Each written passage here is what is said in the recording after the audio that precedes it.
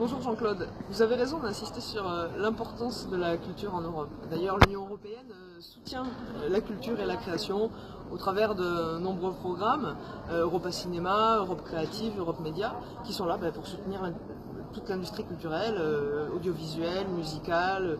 Vous avez parlé de théâtre et ça en fait également partie.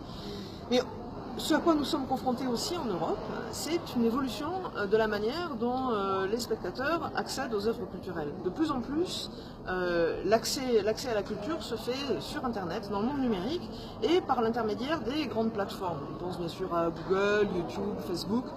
Et la difficulté que nous avons, c'est que, en fait, ces grandes plateformes, qui sont des multinationales américaines, captent aujourd'hui l'essentiel de la valeur qui est créée par les artistes et ne restituent pas à ces artistes les moyens de vivre correctement de leur création.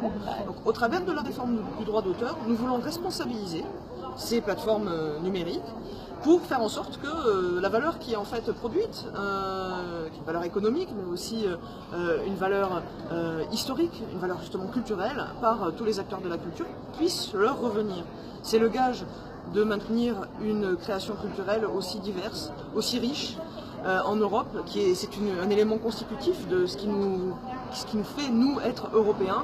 C'est pour ça que nous voulons que cette réforme du droit d'auteur soit un moyen de soutenir la culture européenne.